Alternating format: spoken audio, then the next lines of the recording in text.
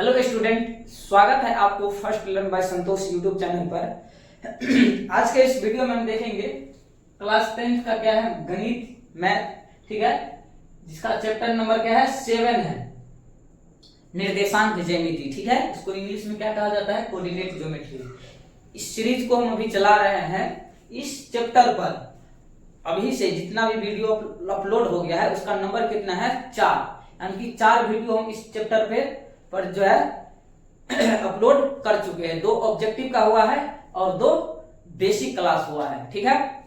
तो आज के इस वीडियो में हम आज फिर से बेसिक क्लास को लेकर के आए हैं। कुछ बेसिक छूट गया था, उसको हम आप लोग को बताएंगे। इससे क्या होगा कि आप लोग को ऑब्जेक्टिव प्लस सब्जेक्टिव बनाने में इस चैप्टर में यानी कि दिक्कत नहीं होगा, ठीक है।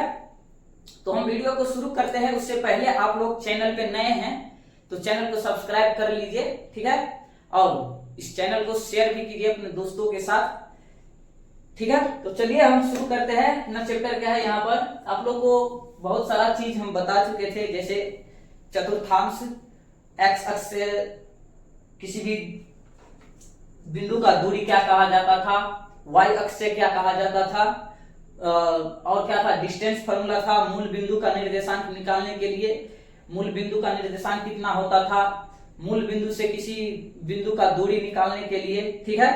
तो सभी को हम आप लोग को बता चुके हैं बेसिक दो क्लास जो हम लिए थे उसमें, ठीक है। और आज हम बेसिक का यानी कि पार्ट 3 होगा, ठीक है। 2 हो चुका है और पार्ट 3 होगा। तो आप लोग इस वीडियो को देखिए, इसके बाद आप लोग उस वीडियो को भी देख सकते हैं, ठीक है, ताकि आप लोग को वीडियो यानी कि कंसेप्ट आप लोग को क्लियर हो जाएगा, ठीक है। यानी कि बेसिक क्लास आप लोग तीनों बेसिक क्लास आप देख लीजिएगा तो आप लोग को कोई भी दिक्कत ऑब्जेक्टिव प्लस सब्जेक्टिव बनाने में इस चैप्टर से नहीं आएगी, ठीक है। तो चलिए हम यहाँ पर शुरू करते हैं। सबसे पहले हम बताएंगे क्या, यहाँ पर आप लोग हम कल के वीडियो में बता दिए थे कि सबसे पहले क्या है, यहाँ पर हम देखेंगे विभाजन सूत्र, विभाजन सूत्र, और एक और होता है क्या, त्रिभुज का क्षेत्रफल, त्रिभुज का क्षेत्रफल, क्षेत्रफल, ठीक है। इस दोनों फार्मूला के हम आज देखेंगे। तो आप लोग ध्यान पूर्वक देखिए, बहुत मजा आएगा आप लोग को वीडियो में, क्लास समझ में आएगा। तो आप लोग वीडियो को लाइक भी कर दीजिएगा, ठीक है। और चैनल पे नए हैं आप लोग तो चैनल को सब्सक्राइब कर लीजिए। अभी से लेकर के बोर्ड एग्जाम तक आप लोग को बहुत सारा इसमें कॉन्सेप्ट यानी कि देखने को मिलेगा।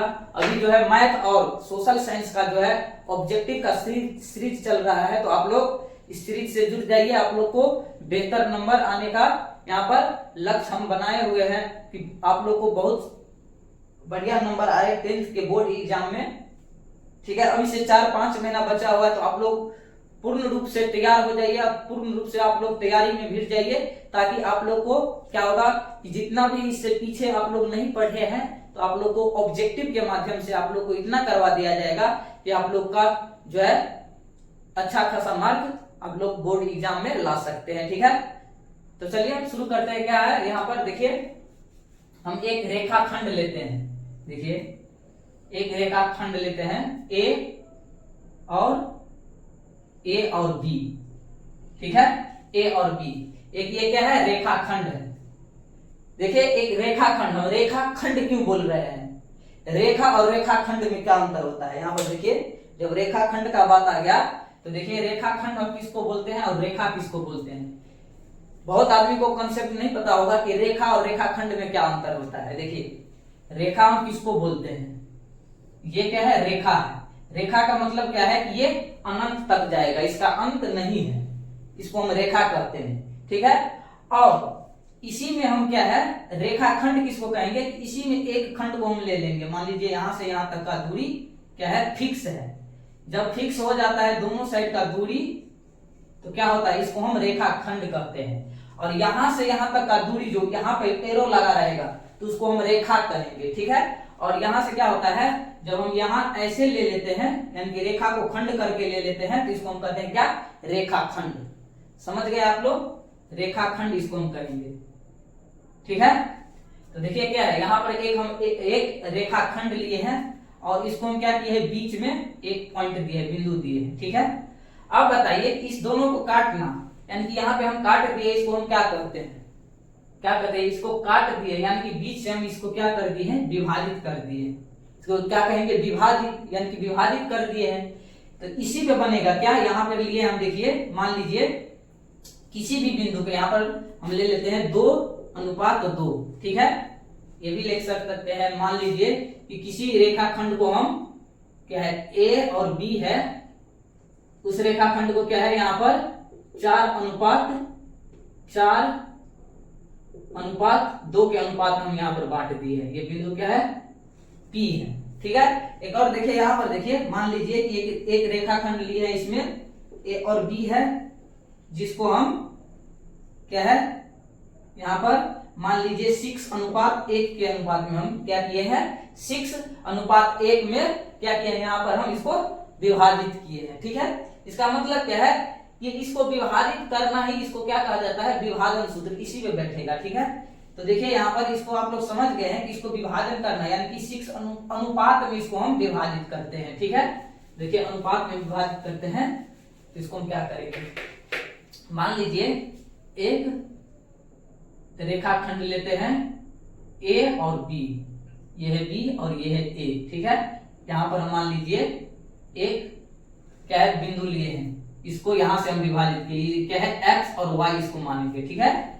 अब देखिए यहाँ पर क्या है, बिंदु ए हम जो है क्या लेंगे, x1 y1, ठीक है, और बिंदु बी क्या लेंगे, x2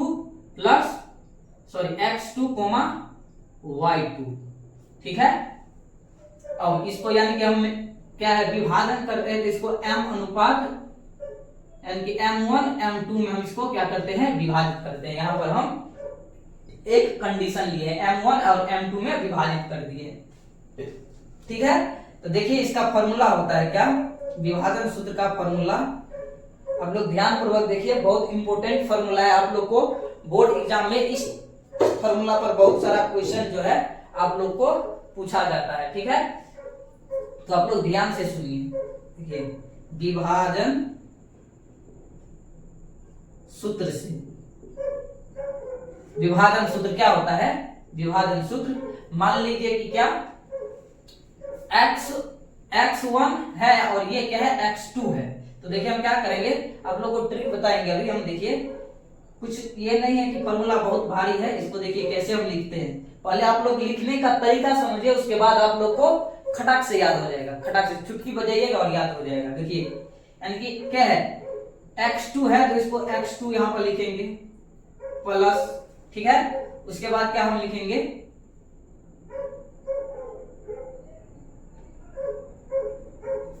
देखिए आप लोग इसको आराम से देखिए कि इसको लिखने का तरीका कैसे होता है। लिखने का तरीका आप समझ जाइएगा, तो फॉर्मूला क्या है, चुटकी में आप लोग को याद हो जाएगा, चुटकी में। देखिए कैसे लिखेंगे हम, m1 है तो m1 लिखेंगे, m1 प्लस m2 है तो m2 लिखेंगे, ठीक है। नीचे में देखिए, नीचे में क्या लिखेंगे, m1 प्लस m2, ठीक है। कोमा दे करके फिर से लिखेंगे क्या, m1, ठीक है, प्लस m2 लिखेंगे, m2, ठीक है। अब देखिए यहाँ पर क्या करेंगे हम, x2 है तो पहले x2 का मान यहाँ पर रख देंगे, x2, ठीक है। और उसके बाद क्या है, x1 है तो x1, इस साइड x1 वाला हो जाएगा, x वाला वैल्यू यानी कि इस साइड हो जाएगा x वाला, इस साइड हो जाएगा y वाला। तो यहाँ पर देखिए अब लिख देंगे क्या, y2, ठीक है। और इस साइड लिख देंगे क्या हम, यहाँ पर m2 है तो इसको क्या लिखेंगे, y1, और यहाँ पे क्या है, m1 प्लस m2 हो जाएगा, ठीक है। क्या होता है, ये फॉर्मूला होता है, विभाजन सूत्र यही होता है। क्या होता है ये, इसको एक बार और देखिए आप लोग कि कैसे लिखा जाता है। इस बार आप लोग समझ जाइएगा तो आप लोग को याद आसानी से हो जाएगा। देखिए सबसे पहले करेंगे क्या, सबसे पहले करेंगे देखिए m1 प्लस m2 बट्टा m1 प्लस m2, ठीक है। इसको लिख लिए, और देखिए इस साइड लिखेंगे हम फिर से m1 प्लस m2 बट्टा m1 प्लस m2, ठीक है। आप लोग समझ गए। देखिए m1 प्लस m2 बटा m1 प्लस m2, इसके बाद क्या है फिर से m1 प्लस m2 बटा m1 प्लस m2। इसको आसान तरीका से लिख लिया, क्या दोनों सेम है, ठीक है। अब देखिए इसमें अब x यानी कि पहले वाला क्या होता है, x का वैल्यू यहाँ इसे रहता है, तो क्या होता है ये पहले वाला क्या है x, ये जो निर्देशांक दिया हुआ है ये क्या है x का और ये है y का, तो यहाँ पर हम इसको x में इसमें x भर देंगे। तो देखिए सबसे पहले x2 को हम यहाँ पे लिखेंगे, उसके बाद x1 को, ठीक है। इसमें क्या करेंगे y2 को और फिर से y1 को, ये हो गया क्या विभाजन सूत्र, ठीक है। कितना आसान है, तो आप लोग ऐसे करके लिखिएगा, आराम से याद हो जाएगा। तो देखिए इसको हम लिखेंगे, पढ़ेंगे कैसे, यहाँ पर x2 है, यहाँ पर x2 है, देखिए पढ़ेंगे क्या m1 x2 plus m2 x1।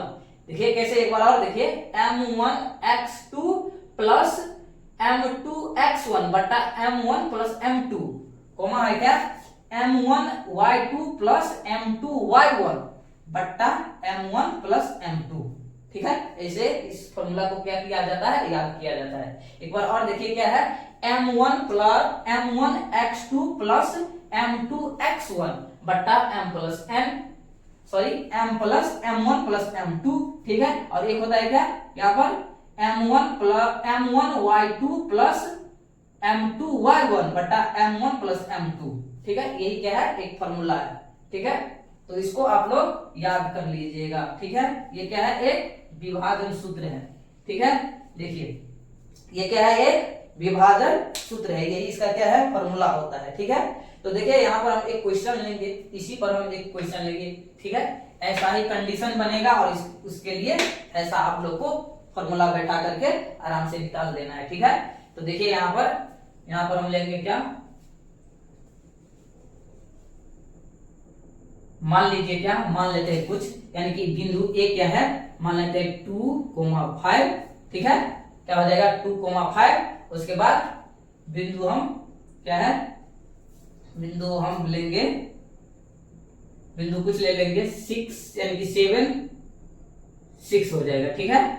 अब देखिए और इसको हम ले लेते हैं 2,5, ऐसे क्या है इसका, यानी कि हम ले लेते हैं अनुपात में, ये दिया हुआ विभाजन हुआ है 2:5 में, 3 यहाँ पर ले लेते हैं 2:3, कुछ भी ले सकते हैं, ठीक है। तो देखिए इस फॉर्मूला में बैठाएंगे, ये क्या हो गया x1 का वैल्यू, ये y1 का आप लोग बखूबी जानते होइएगा इसको, ये हो गया क्या x2 और ये हो गया क्या y2 का, ठीक है।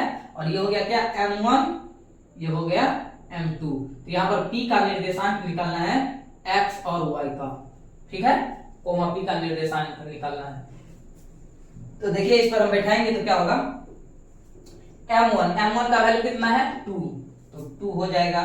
उसके बाद क्या है x2 है, तो x2 देखिए क्या पर है, x2 कितना है 7, तो इनटू हो जाएगा 7 प्लस m2 कितना है, तो m2 है 3, तो हो जाएगा 3 प्लस कितना है, सॉरी इनटू क्या होगा, इनटू x1 कितना है यहाँ पर, तो x1 देखिए 2 है, 2 बटा क्या हो जाएगा m1 2 और m2 कितना है 3, तो क्या हो जाएगा 2 प्लस 3 हो जाएगा, ठीक है।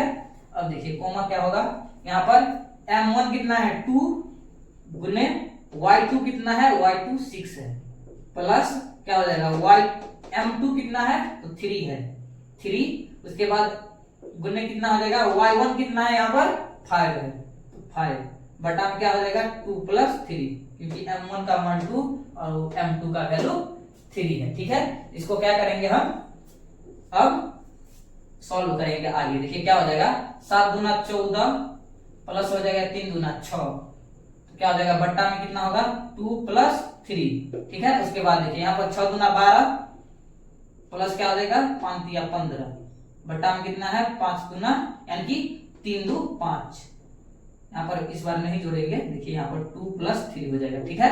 अब देखिए इसको हम आगे यहाँ पर बनाते हैं, यहाँ पर देखिए आप लोग क्या है, अब क्या होगा 14 और 6 कितना हो जाएगा 20, 14 6 20 बट्टा क्या हो जाएगा 3 और 2 5, ठीक है। कोमा क्या है यहाँ पर 15 और 12 कितना हो जाएगा 7, 7 और 1 1 2 यानी कि 27 बट्टा क्या हो जाएगा 5, ठीक है। तो देखिए यहाँ पर क्या होगा कट जाएगा, जो कटेगा उसको काटेंगे, जो नहीं कटेगा उसको नहीं काटेंगे, तो क्या होगा यहाँ पर 4 कोमा यानी कि 27/5 होगा। ये नहीं कटेगा तो इसको हम ऐसे ही छोड़ देंगे, कटता तो काट देते। ठीक है, ये हो गया क्या, बिंदु P का क्या है, निर्देशांक आ गया। यानी कि x का वैल्यू कितना आ गया, यहाँ पर हम लिख सकते हैं इसको, क्या हो जाएगा यहाँ पर 4 और क्या हो जाएगा 27/5। ये इसका क्या हो गया, आंसर हो गया। तो आप लोग समझ रहे हैं। आप लोग को इस बेसिक क्लास जो देख लीजिएगा, उसके बाद आप लोग को ऑब्जेक्टिव और सब्जेक्टिव बनाने में इतना भी क्या है, दिक्कत नहीं होगा। तो आप लोग ध्यान पूर्वक इसको देखिए, पहले कैसे बनाया जाता है। बेसिक क्लास सबसे इंपॉर्टेंट होता है किसी भी चैप्टर के लिए। बेसिक आपका क्लियर रहेगा तो आप लोग को क्वेश्चन बनाने में, एक्सरसाइज बनाने में कोई भी दिक्कत, इतना भी दिक्कत नहीं होगा। ठीक है, तो आराम से देखिए पहले इसको, और हमको कमेंट करके बताइए कि हमको भैया समझ में आ रहा है। कमेंट करके बताइएगा, उसके बाद ही हम आप लोग को पहचानेंगे, क्योंकि हम तो अभी लाइव क्लास नहीं ले रहे हैं। तो आप लोग कमेंट करके हमको बताइए कि इसका इतना कंसेप्ट हमको क्लियर हो रहा है। अपना नाम भी बता सकते हैं। ठीक है, तो चलिए देखते हैं, एक क्वेश्चन और इस पर लेते हैं हम। मान लीजिए क्या है, क्वेश्चन और लेंगे हम यहाँ पर।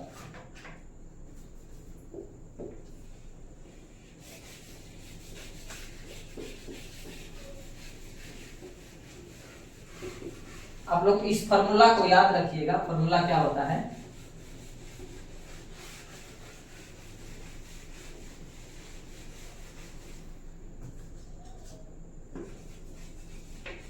फॉर्मूला आप लोग को याद रहेगा। फॉर्मूला क्या होता है, आप लोग मन में 2-4 बार पढ़िएगा। देखिए, एक होता है क्या, कोई स्टूडेंट होता है कि उसको पढ़ते पढ़ते याद होता है, और कोई स्टूडेंट होता है कि उसको लिखते लिखते याद होता है ऐसा। तो आप लोग हमको बताइए कि आप लोग को कैसा, आप कैसा स्टूडेंट है।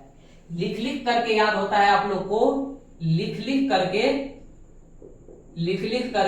या पढ़ पढ़ के। ठीक है, तो आप लोग बताइए हमको कि आप लोग को क्या, किस, मान लीजिए लिख लिख के याद होता है कि पढ़ के। उसके बाद हम भी बताएंगे कि हम क्या करते थे जब 10th का एग्जाम हम देने वाले थे, तो उस टाइम में हम क्या करते थे। मेरा तो लिख लिख के याद करने का आदत था, लिख लिख करके याद करते थे। इसका है एक और बेनिफिट है कि आप लोग को बोर्ड एग्जाम क्या है, लिखना है, ना कि आप लोग को कहना है किसी को। आप लोग को लिख करके देना है, और उसी से, यानी कि आप ऐसा लिखिए कि आप लोग को जब कॉपी चेक होगा तो उसमें क्या होगा कि आप लोग, जो कॉपी चेक करने वाला होगा उसको समझ में आ जाएगा कि क्या लिखा हुआ है। किसी किसी का राइटिंग समझ में नहीं आता है। ऐसा होता है कि बोर्ड का एग्जाम यानी कि चेक करने वाला जो होता है उसको, यानी कि समझ में नहीं आता तो सीधा उसको काट करके दे देता है। 5 नंबर का आता है तो उसमें 2 नंबर दे देता है। इसलिए लिख लिख करके याद करने का कोशिश कीजिए, ताकि आप लोग को लिखने का भी प्रैक्टिस हो जाए। ठीक है, तो चलिए एक क्वेश्चन हम लेते हैं। क्या, मान लीजिए हम कुछ भी ले सकते हैं। बिंदु A है और बिंदु क्या है, B है। यहाँ पर देखिए हम ले लेते हैं -3,4 और ले लेते हैं क्या 5, क्या है -6, कुछ भी ले लेते हैं, 6 है। ठीक है, और इसको हम बांट देते हैं क्या, किसी भी अनुपात में बांट देंगे। मान लीजिए 3 अनुपात क्या है 4 है। ठीक है, तो बिंदु जो यहाँ पर कटा क्या है, विभाजन जो किए हैं यहाँ पर 3:4 में, तो क्या है यहाँ पर इसको लीजिए 4 और इसको 3। ठीक है, तो देखिए इसको क्या करेंगे, यानी कि x और y का निर्देशांक हमको निकालना है।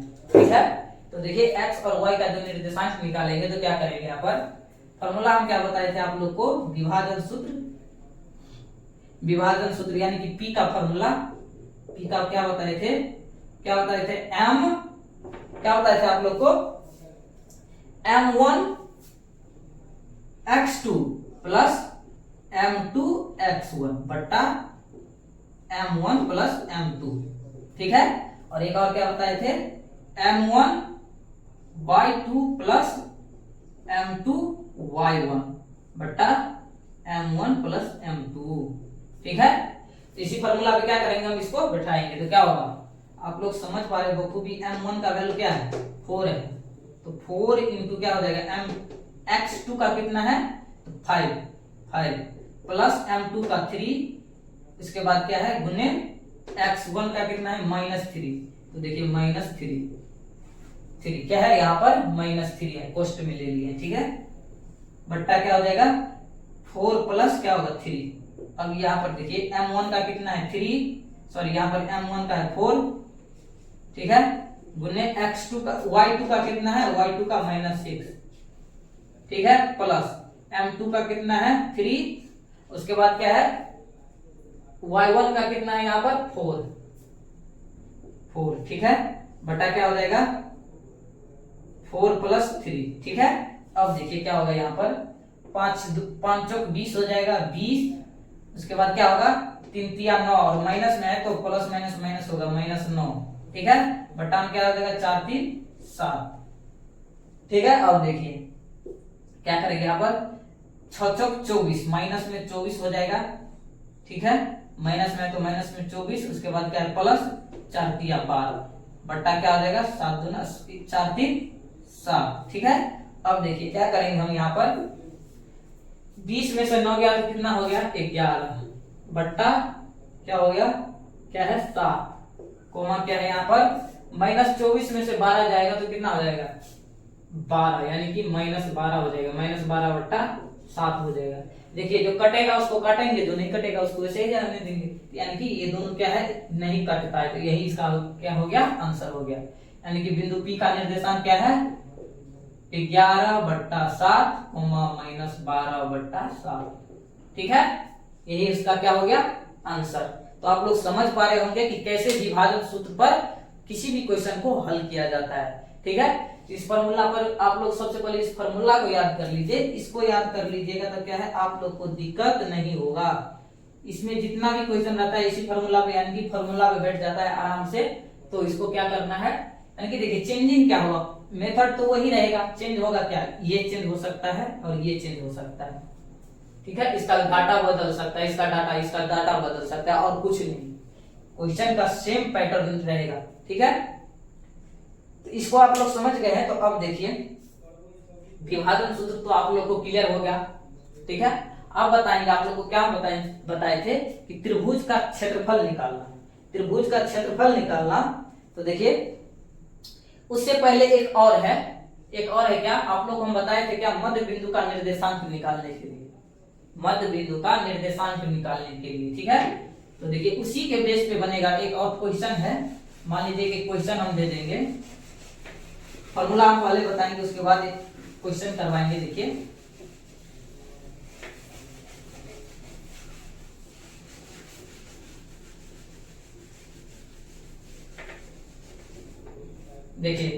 हम बताए थे क्या कि मध्य बिंदु का निर्देशांक निकालना रहता था, क्या करते थे, फॉर्मूला क्या होता था, मध्य बिंदु का निर्देशांक क्या होता था x1 प्लस x2 बटा 2 y1 प्लस y2 बटा 2 होता था, ठीक है। दो बिंदु दे दिया रहता था A और B दे दिया रहता था, और बोलता था कि बीच का यानी कि बीच में रहता है कोई भी संख्या, उसको यानी कि मध्य बिंदु का निर्देशांक निकालने के लिए तो x1 और क्या करते थे इसको बटा में 2 करके कर देते थे। तो देखिए यानी कि त्रिभुज बोलेगा कि फॉर्मूला क्वेश्चन रहेगा कैसा, क्वेश्चन रहेगा आप लोग को क्वेश्चन रहेगा, मान लीजिए क्या है, ये क्या है एक त्रिभुज है A B C, ठीक है, और बोलेगा कि त्रिभुज का क्या है केंद्रक निकालने के लिए, केंद्रक का निर्देशांक, ठीक है, त्रिभुज के केंद्रक का निर्देशांक निकालने के लिए तो क्या करिएगा, देखिए केंद्र कहां पर होता है, त्रिभुज का केंद्र कहां पर होता है सबसे पहले वो बताइए, ठीक है, क्या होता है त्रिभुज का केंद्र कहां पे होगा, यानी कि तीनों लाइन जहां पे कटेगा, ठीक है, यहां से हम एक लाइन खींचे हैं, यहां से एक लाइन खींचे हैं और यहां से एक लाइन खींचे हैं, यानी कि यहाँ पे कट गया, यही इसका क्या हो गया त्रिभुज का केंद्र होता है, ठीक है, केंद्र होता है, इसको हम क्या कहते हैं केंद्रक, ठीक है, ये क्या है एक केंद्रक है, ठीक है, केंद्रक है, इसको क्या कहेंगे हम x और y, ये क्या है एक निर्देशांक होगा, केंद्रक का निर्देशांक निकालने, त्रिभुज के केंद्रक का निर्देशांक निकालने के लिए बोलेगा तो उसका फॉर्मूला क्या होता है, मान लीजिए यहाँ पर दिया हुआ है x1 y1 x2 y2, ठीक है। यहाँ पर रहेगा x3 y3, ठीक है, x3 y3। अब बोलेगा कि त्रिभुज ऐसे दिया रहेगा, 3 बिंदु दे दिया रहेगा और बोलेगा कि त्रिभुज के केंद्रक का निर्देशांक निकालने के लिए, ठीक है। तो निर्देशांक निकालने के लिए आप लोग जानते होइएगा कि क्या होता है, 2 होता है निर्देशांक में, तो एक x का वैल्यू होता है, एक y का, ठीक है। यही होता है क्या, निर्देशांक होता है। निर्देशांक का मतलब है एक x का वैल्यू, एक y का वैल्यू, यानी कि 2 वैल्यू आना चाहिए, 2 वैल्यू, तो ठीक है। इसके लिए देखिए क्या करेंगे, फॉर्मूला होता है क्या, त्रिभुज के केंद्रक का निर्देशांक निकालने का फॉर्मूला क्या होता है, त्रिभुज के केंद्रक का क्या होगा, निर्देशांक क्या होता है, यहां पर दिया हुआ है 3, यानी कि 3 बिंदु दिया हुआ है, तो क्या होगा x1 plus x2 plus x3 बटा क्या है 3 हो जाएगा। जितना मान रहेगा उतना बटा में आ जाएगा। मूल बिंदु का निर्देशांक निकालने के लिए क्या होता था, x1 प्लस x2 बटा 2, ठीक है। तो 2 रहता था तो 2, और यहाँ पर क्या है 3 है तो 3 हो जाएगा। यानी कि आप लोग पढ़ रहे होंगे क्लास 5, 6 और में क्या होता था, ये क्या है, एक एवरेज निकालने का फॉर्मूला है। एवरेज में क्या होता था, जितना ऊपर में रहता था उतना सभी को जोड़ देते था, बटा में क्या जितना संख्या रहता था उतना, ठीक है। तो यहाँ पर क्या है 1 2 3 है तो 3 बटा में आ जाएगा। ये हो गया क्या, x का निर्देशांक। अब देखिए y का निकालेंगे, y का, क्योंकि निर्देशांक में x और y दोनों होता है, ठीक है। तो ये हो गया x का, और y का भी निकालेंगे तो y1 plus y2 plus y3 बटा में कितना आ जाएगा 3। ये हो गया क्या, त्रिभुज के केंद्रक निकालने का फॉर्मूला, सूत्र, ठीक है, सूत्र हो गया। तो इसको आप लोग याद कर लीजिएगा, ये क्या है, केंद्रक निकालने का फॉर्मूला, ठीक है। केंद्रक निकालने का फॉर्मूला, त्रिभुज के केंद्रक निकालने का फॉर्मूला क्या है, ये है। आप लोग ध्यान पूर्वक पढ़िए, बहुत अच्छा से आप लोग को समझ में आएगा। तो देखिए इसी फॉर्मूला पे हम बताएंगे। अभी क्वेश्चन एक लेते हैं। देखिए क्वेश्चन हम लेंगे, मान लीजिए कि क्वेश्चन क्या है मेरा, जैसे दिया हुआ है, क्या मान लेते हैं, ए है, ये ए है 5,3, ये है बी मानते हैं, तो इसको हम ले लेते हैं 3,6, ठीक है। इसको ले लेते हैं क्या, बी 1, क्या ले लेते हैं 3, ठीक है, ऐसा ले लेते हैं। तो हमको क्या कर रहा है, यहाँ पर बोल रहा है क्या, त्रिभुज के केंद्रक का निर्देशांक निकालने के लिए, ठीक है। तो त्रिभुज के केंद्रक का निर्देशांक निकालेंगे तो इसका फॉर्मूला क्या होता है, ये होता है x1 plus x2 plus x3 बटा 3, ठीक है। x1 plus x2 plus x3 बटा 3, यहाँ पर क्या है 3 है, यहाँ पर क्या है x3, ठीक है। x1 plus x2 plus x3 बटा 3, कोमा क्या है y1 plus y2 plus y3 बटा 3 है। तो इस फॉर्मूला में क्या करेंगे, हम इसको आराम से इसको पुट कर देंगे। तो देखिए यहाँ पर इसको मिटा देते हैं,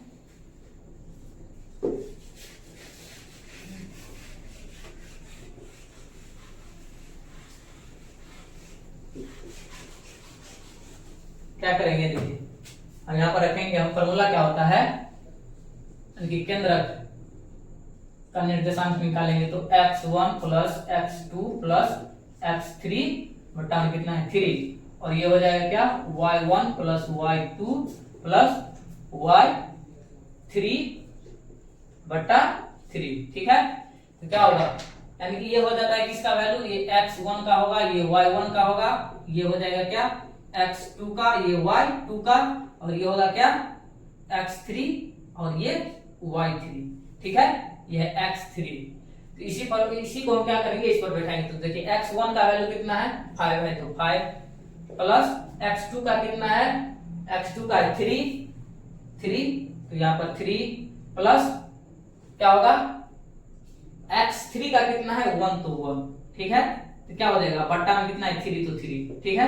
यहाँ पर y1 का कितना है 3 प्लस y2 का है 6 प्लस y3 का कितना है 3 है, बट्टा में कितना है 3। इस सभी को क्या करेंगे, ऐड करेंगे, तो क्या होगा 5 3 8 8 है 9 हो जाएगा। 9 बटा कितना हो जाएगा 3 कोमा कितना हो जाएगा यहाँ पर होगा 6 3 9 9 3 12, 12 बटा 3। तो काटिएगा कितना हो जाएगा, काटिएगा तो 3 कोमा क्या हो जाएगा यहाँ पर 4 3 12, यानी कि 3 कोमा क्या हो जाएगा 12 आ जाएगा। सॉरी 3 कोमा क्या हो जाएगा 4। ठीक है, तो यहाँ पर क्या हो जाएगा इसका यानी कि मध्य बिंदु का निर्देशांक, सॉरी केंद्रक का निर्देशांक, केंद्रक का निर्देशांक कितना हो जाएगा यहाँ पर 3 कोमा क्या है 4। यही इसका क्या हो गया आंसर हो गया। समझ गए आप लोग, क्या हो जाता है ये इसका आंसर हो जाएगा। तो आप लोग कितना आसान है, 2 स्टेप में बनने वाला क्वेश्चन सब रहता है। ये 2 नंबर में पूछा जाता है। इसका जो है इसका इस बेस पे क्या है, इस फॉर्मूला पे 2 नंबर का क्वेश्चन आप लोग को बोर्ड एग्जाम में देखने को मिलता है। तो देखिए कितना आसान है, ऐसे ही आप लोग क्या है सॉल्व कर सकते हैं। ठीक है, एक क्वेश्चन और लेते हैं हम, आप लोग को क्वेश्चन क्या कंसेप्ट क्लियर हो जाएगा। देखिए क्वेश्चन हम लेंगे क्या, मान लेते हैं इसी फॉर्मूला पे बैठाएंगे। देखिए इस बार लेंगे हम, देखिए यहाँ पर इसको मिटाते हैं हाथ से।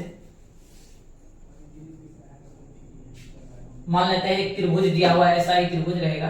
ठीक है, एक त्रिभुज है, इसका क्या है -4 कोमा क्या है 3, यहाँ पर क्या 5 कोमा क्या है 5 कोमा कितना है मान लीजिए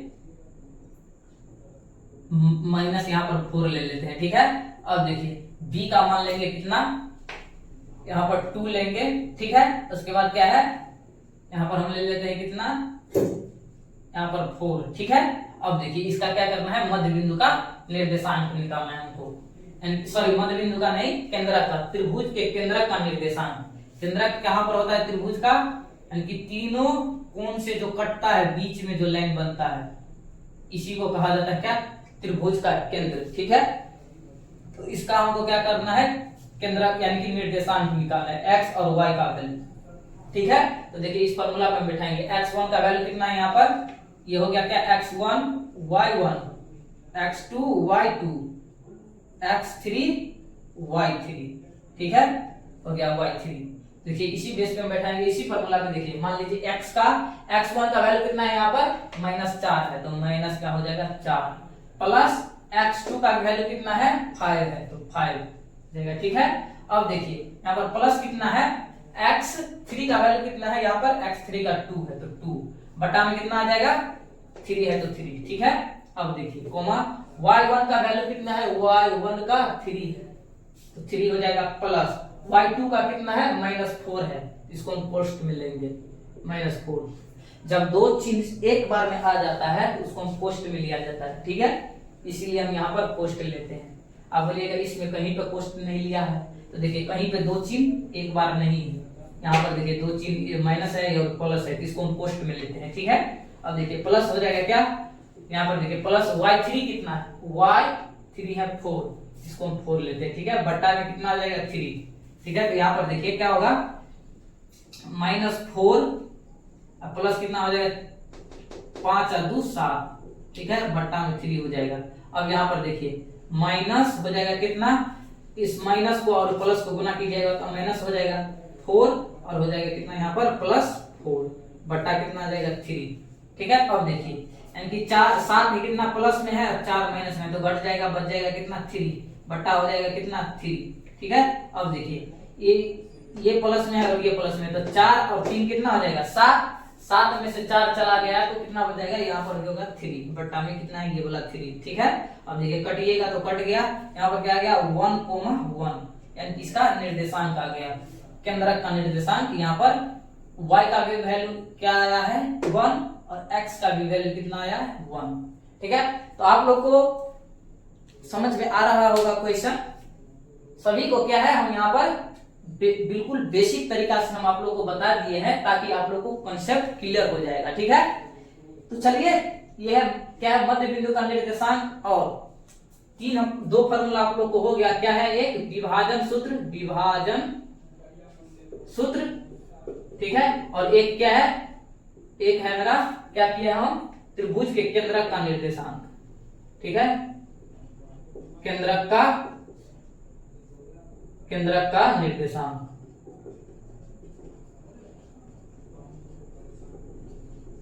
ये क्या है, दोनों क्वेश्चन आप लोग को उम्मीद है कि आप लोग को ये दोनों फॉर्मूला जो है इस पर आप लोग को दिक्कत नहीं होगा। ठीक है, ये दोनों कंसेप्ट आप लोगों को क्लियर हो गया होगा। तो एक कंसेप्ट और है, एक कंसेप्ट आप बताए थे क्या कि त्रिभुज का क्या है, क्षेत्रफल निकालने का। ये भी क्वेश्चन बहुत ही मजेदार है, आप लोग को इस पर जो है बहुत सारा ऑब्जेक्टिव प्लस सब्जेक्टिव भी पूछा जाता है। तो आप लोग इस कंसेप्ट को ध्यानपूर्वक देखिए, ये कंसेप्ट बहुत ही महत्वपूर्ण है, तो आप लोग इसको ध्यानपूर्वक देखिए।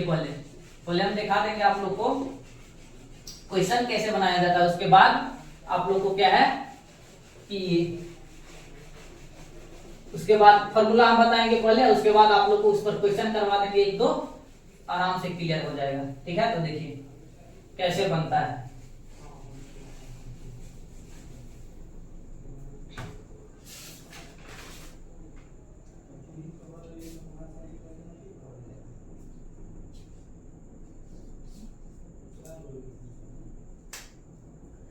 मान लीजिए क्या है, यहां पर आप लोगों को हम बताए थे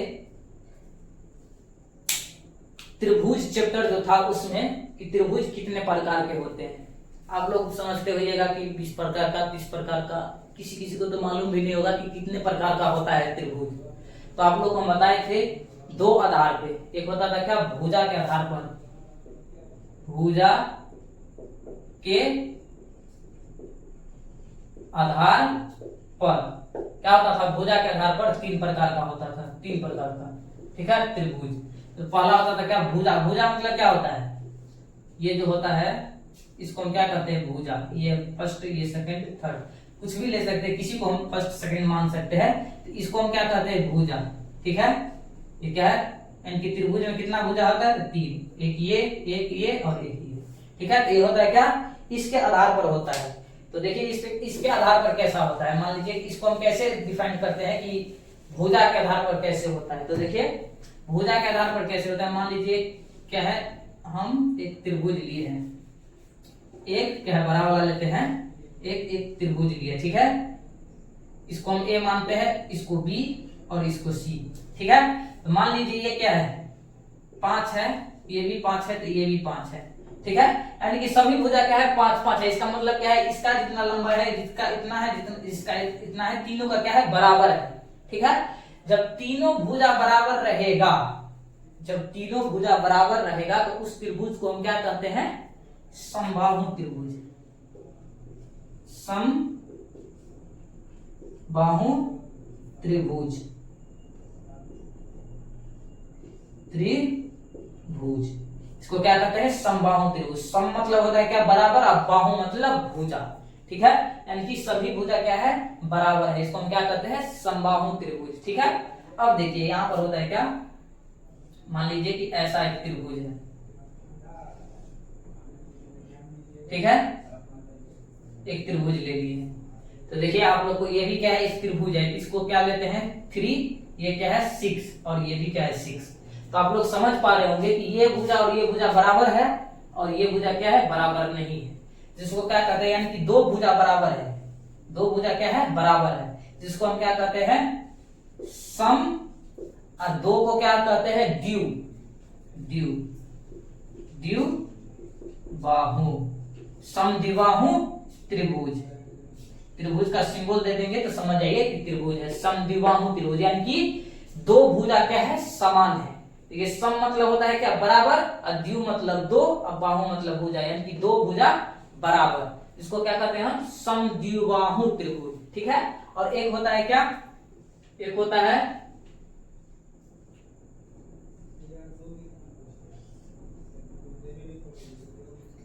है क्या, देखिए यहां पर मान लीजिए 2, ये है 3, ये है 2, ये है 4 और ये है 3। ठीक है, तो आप लोग देख पा रहे होंगे त्रिभुज कैसा भी हो, आप लोग को ये नहीं है कि नाप जो करके बनाते हैं अभी बोर्ड पर, वो नहीं है। आप लोग इससे समझिए ये क्या है 2 है, 3 है और ये क्या है 4 है, यानी कि तीनों भुजा क्या है अलग अलग है। ये इसका यानी कि इसका लंबाई मान लीजिए 3 है, इसका 2 है, इसका 4 है, तो तीनों क्या है अलग अलग है। तो अलग अलग रहता है, उसको हम क्या कहते हैं, कौन सा त्रिभुज, विषमबाहु त्रिभुज। विषम यानी कि अलग अलग हम क्या कहते हैं विषम कहते हैं। ठीक है, तो उस विषम को क्या कहेंगे हम, विषम बाहु त्रिभुज, ठीक है। यानी कि तीनों भुजा अलग रहेगा उसको हम क्या कहेंगे, विषमबाहु त्रिभुज।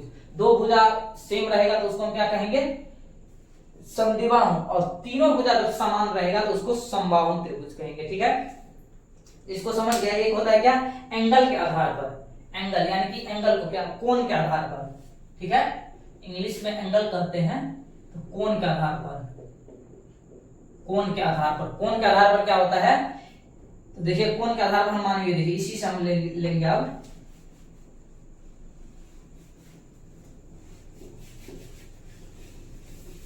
देखिए, मान लीजिए क्या है, एक त्रिभुज है, तो देखिए यहां पर हम ले लेंगे, मान लीजिए क्या है, त्रिभुज के तीनों कोणों का योग क्या होता है, 360 डिग्री, सही है ना। होता है, आप लोग को मालूम भी होगा 360 डिग्री होता है क्या होता है, 360 डिग्री नहीं, 180 डिग्री। त्रिभुज के तीनों कोणों का योग 180 डिग्री। कितने कोई कह दिया होगा, हाँ सही है, सही है, वो नहीं है, क्या है, 180 डिग्री होता है। त्रिभुज के तीनों कोणों का योग 180 डिग्री, ठीक है। तो यहां पर देखिए 180 डिग्री होगा, तो हम क्या करेंगे, यानी कि तीनों कोण का मान क्या है, 90 डिग्री से कम होता है, उसको हम क्या कहते हैं, देखिए इसको हम 60 कहेंगे, तो इसको भी 60 कहेंगे, इसको भी क्या कहेंगे, 60 कहेंगे।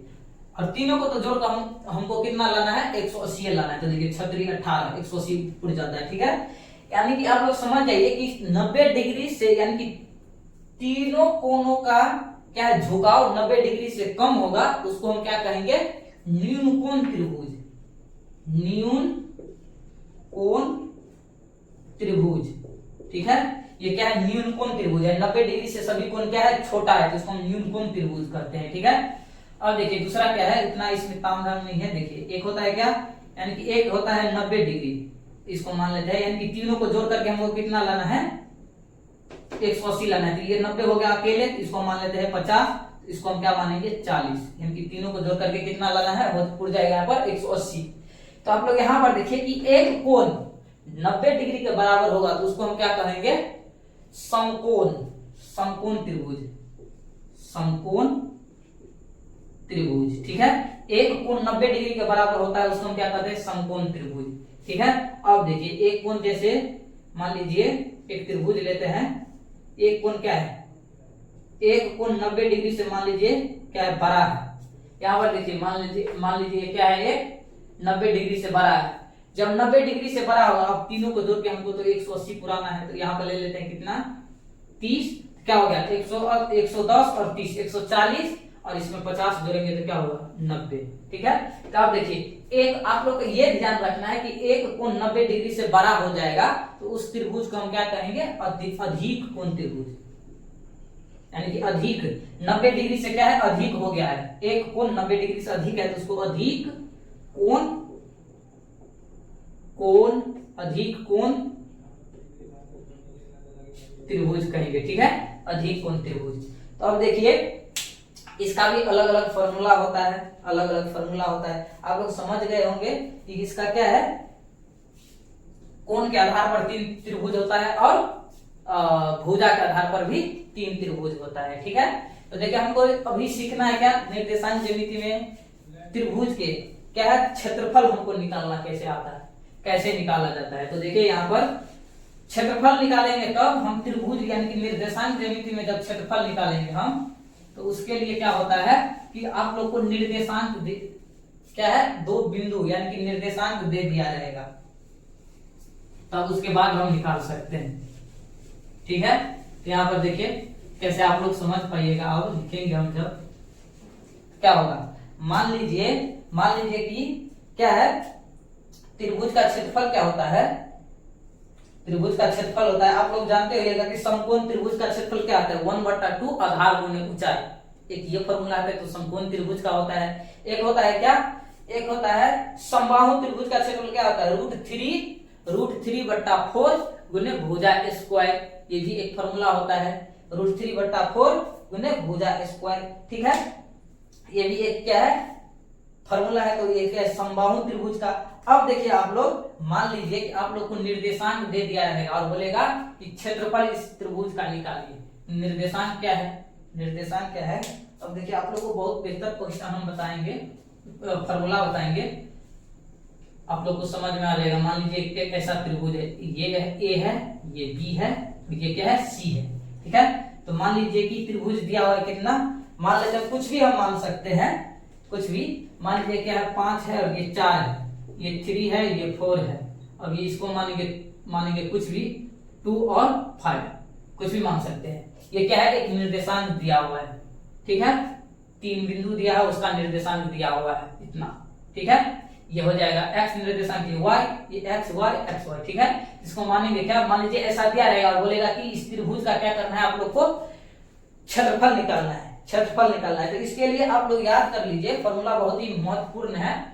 देखिए यहाँ पर हम मानेंगे इसको, पहले हम क्वेश्चन के माध्यम से, अभी क्वेश्चन नहीं लिए हैं, तो इसको हम देखिए, आप लोग को क्वेश्चन लेंगे तब इसके बाद आप लोग को यहाँ पर संख्या लेंगे। मान लीजिए x1 है, ये y1 है, ये x2 है, ये y2 है, ये x3 है और ये y3 है। और इस त्रिभुज का क्या बोल रहा है हमको, क्षेत्रफल निकालने के लिए, त्रिभुज का क्षेत्रफल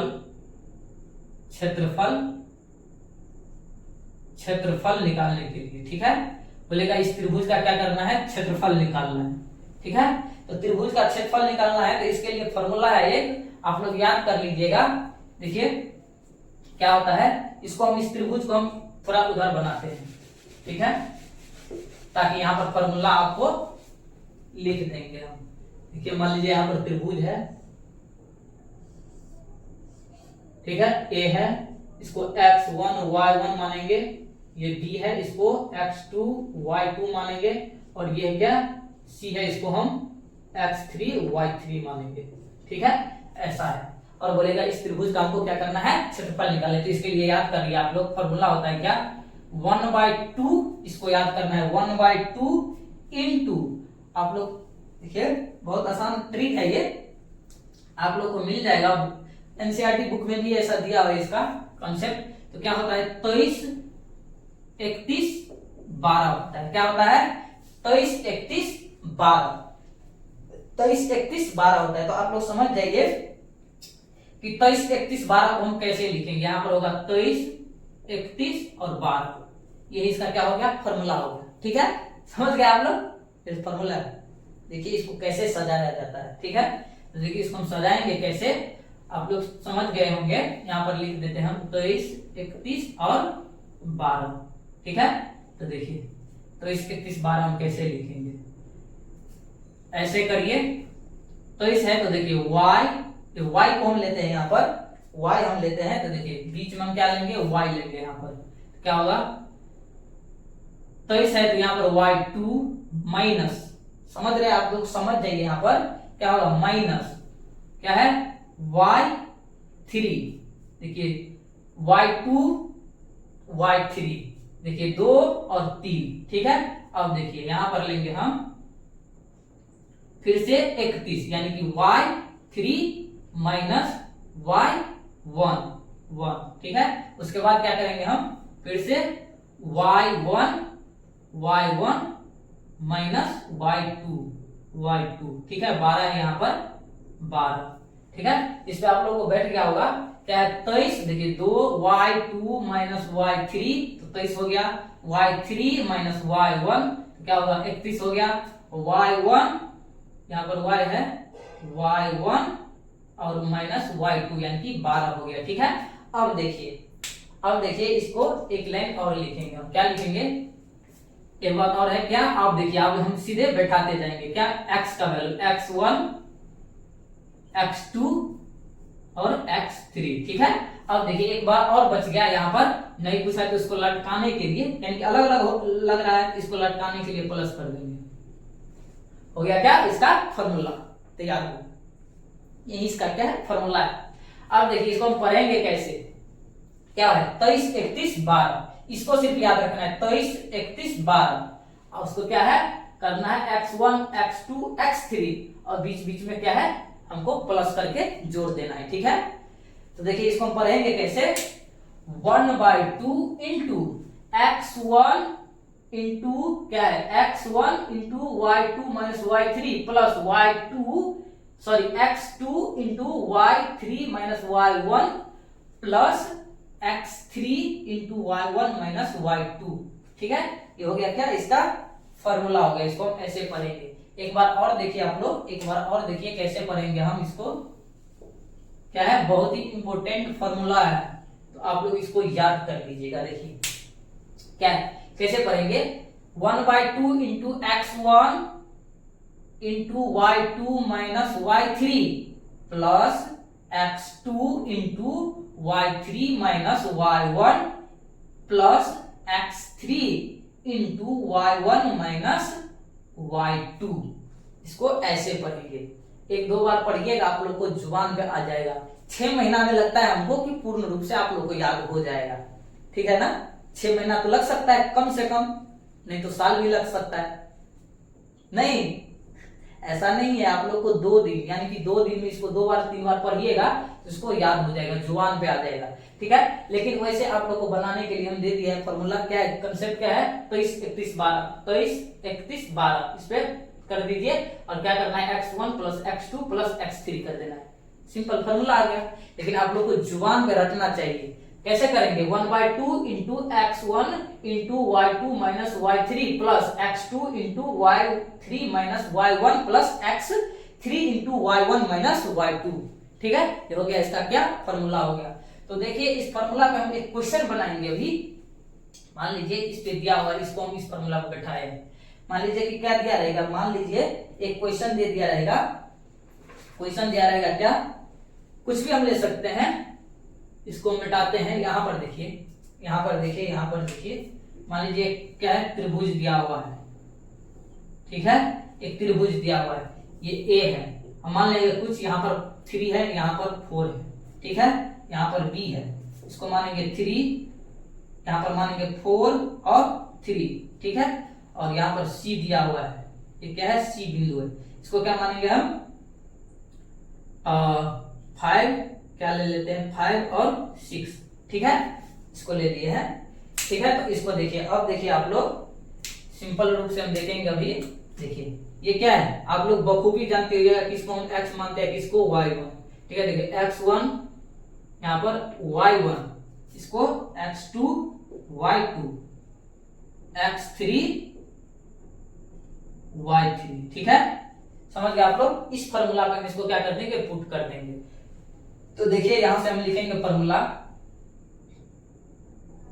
देखिए क्या करेंगे हम, मान लीजिए इस फॉर्मूला पे जब हम इसको रखेंगे तो देखिए यहां पर एक बार फॉर्मूला हम लिखते हैं, 1/2 इंटू x1 इंटू y क्या है, 2 minus y3 plus x2 into क्या है, y3 minus y1 plus x3 into क्या हो जाएगा, y1 माइनस y2। ठीक है, ये हो गया इसका क्या फॉर्मूला।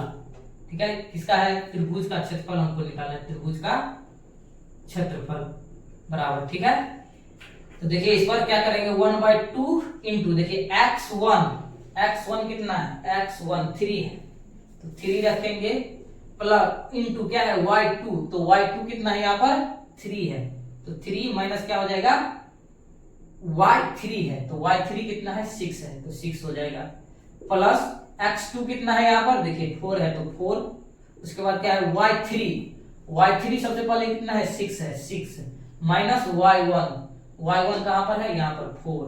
ठीक है, प्लस x3 कितना है, यहाँ पर देखिए x3 है 5, तो 5, y1 फिर से 4 है, 4 माइनस y2 कितना है, 3 है, तो 3।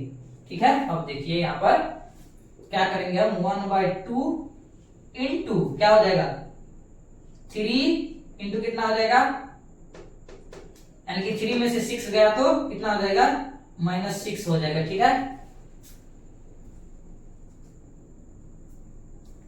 क्या हो जाएगा यहाँ पर, -6 हो जाएगा, -6। ठीक है, अब देखिए क्या होगा यहाँ पर, प्लस 4 इंटू क्या हो जाएगा, 6 में से 4 गया तो 2, प्लस 5 इंटू 4 में से 3 गया तो 1 हो गया। ठीक है, यहां पर ऐसे करेंगे। उसके बाद देखिए 1/2 क्या हो जाएगा, 3 यानी कि हम क्या करेंगे यहाँ पर मल्टीप्लाई जो करेंगे क्या हो जाएगा, माइनस में 3 या उसको 3 से करिएगा तो कितना हो जाएगा, -9 हो जाएगा। उसके बाद प्लस है 4 दूना 8 हो जाएगा। उसके बाद क्या है प्लस 5 एकान 5, ठीक है। अब देखिए क्या हो जाएगा यहाँ पर, ये बड़ा वाला कोष्ठ है, ठीक है। अब देखिए यहाँ पर करेंगे तो क्या हो जाएगा 1/2। अब देखिए 8 और 5 कितना होता है 12, 8 5 12, तो क्या हो गया यहाँ पर देखिए -9 प्लस हो गया क्या 12। अब देखिए क्या हो जाएगा 1/2 और उसके बाद क्या है 12 में से 9 गया तो 12 में से 9 चला जाएगा तो कितना हो जाएगा 3 यानी कि गुने 3 हो जाएगा, ठीक है। अब देखिए 3 बच गया यहाँ पर, जब 3 बच गया तो इसको हम यहाँ पर मान लीजिए कि 4 आता तो हम इसको काट करके 2 करके क्या हो जाता है यहाँ पर 2 आंसर हो जाता। लेकिन यहाँ पर क्या है, यहाँ पर क्या है, यहाँ पर है कितना 3 है, यानी कि 3 है तो यहाँ पर क्या हो जाएगा इसका आंसर 3 बटा कितना हो जाएगा 2, इसका करेक्ट आंसर हो जाएगा, ठीक है। तो देखिए कितना आसान क्वेश्चन सब है, बिल्कुल आसानी तरीका से आप लोग को बन जाएगा। कोई ये नहीं है कि बहुत भारी है। एक क्वेश्चन और हम देखेंगे इस फॉर्मूला पे। फॉर्मूला आप लोग को सबसे पहले फॉर्मूला याद कर लेना है। तो देखिए एक क्वेश्चन और हम देखते हैं, तो देखिए कैसे बनाएंगे हम यहाँ पर। आप लोग को समझ में आ गया होगा, क्वेश्चन सब बहुत ही क्या है आसान है, ऐसे ही बनाया जाता है। सिर्फ आप लोग को क्या है फॉर्मूला याद रहना चाहिए, ठीक है। तो देखिए कैसे होगा।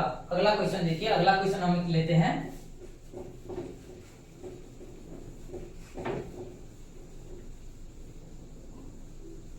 क्वेश्चन सब ऐसे ही पूछा जाता है। आज का वीडियो जो है आप लोग को बहुत ही इंपॉर्टेंट है, बहुत आप लोग को हेल्प करेगा 2 नंबरी प्लस 5 नंबरी बनाने के लिए। 5 नंबरी तो शायद इस चैप्टर से नहीं पूछा जाता है, 5 नंबरी नहीं पूछा जाता है इस चैप्टर से, ठीक है। यहाँ पर मान लीजिए कि एक त्रिभुज हम लिए हैं, ठीक है। बिंदु ए है, मान लेते हैं क्या, बिंदु ए मान लेते हैं हम कितना, बिंदु ए है मेरा -6,4। बिंदु बी लेते हैं कितना 4, -5। यहाँ पर -3, -4, ठीक है। ये दिया हुआ है और बोल रहा है क्या सी है, बोल रहा है क्या इसका क्या है, इस त्रिभुज का क्या है, ये तीनों बिंदु दे दिया है निर्देशांक, इसका तीनों बिंदु का निर्देशांक।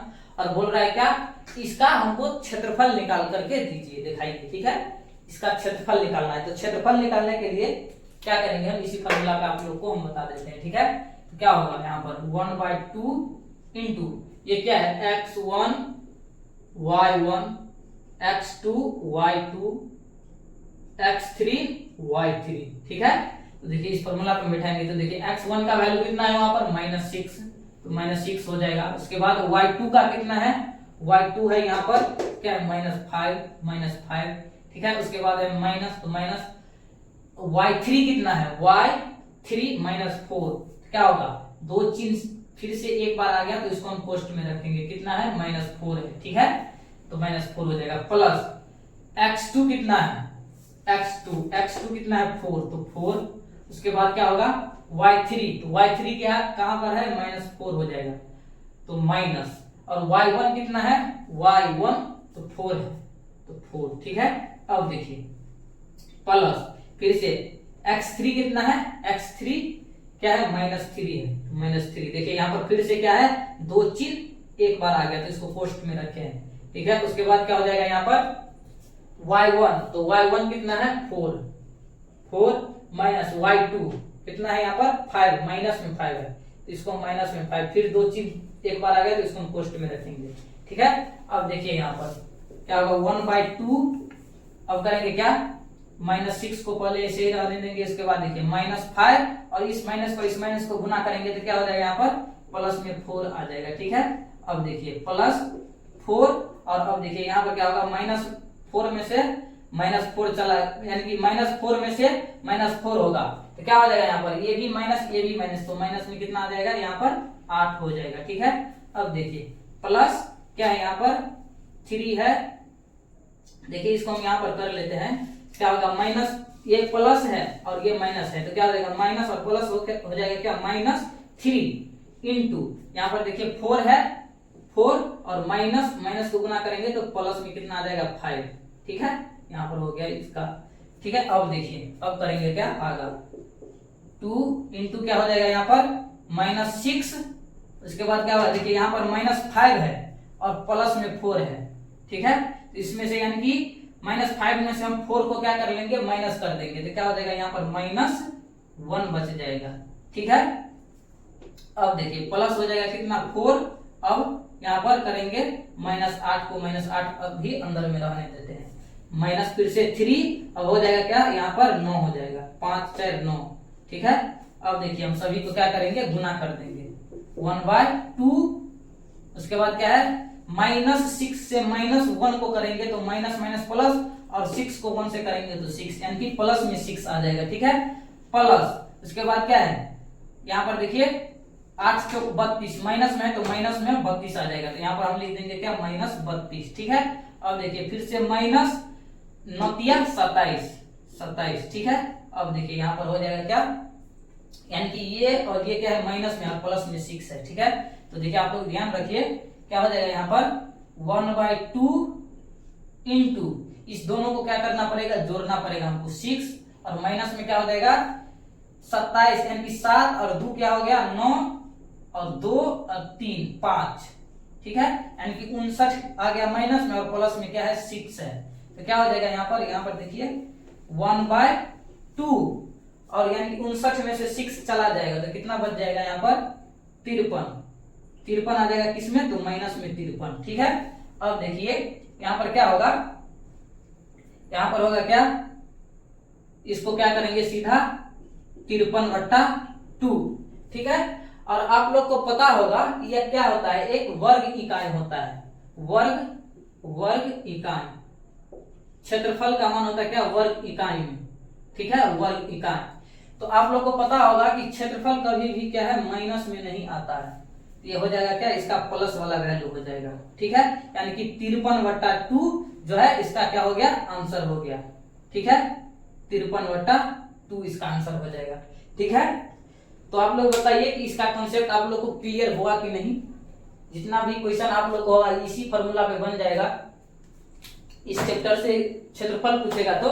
ठीक है, तो आप लोग हमको बताइए कि आप लोग को जितना भी कॉन्सेप्ट हम बताए हैं तो आप लोग को क्लियर हुआ है कि नहीं, आप लोग कमेंट करके हमको बता सकते हैं। ठीक है, और आप लोग को इस चैप्टर पे इतना ही बेसिक क्लास ये था, एक ऑब्जेक्टिव का क्लास एक और आएगा। ठीक है, बेसिक क्लास आप लोग को 3 हो गया। ठीक है, 2 क्लास हम डाल चुके हैं और ये हो गया तीसरा, तो आप लोग इसको भी देख लीजिएगा, और इस वीडियो को देखने के बाद आप लोग उस 2 वीडियो जो दिए हुए हैं बेसिक का उसको भी आप लोग जरूर देख लीजिएगा। ठीक है, तो चलिए हम मिलते हैं, आप लोग को एक ऑब्जेक्टिव का वीडियो आप लोग को और मिलेगा तो उस क्लास में। तो चलिए हम मिलते हैं आप लोग को कल के वीडियो में, तब तक के लिए जय हिंद जय भारत।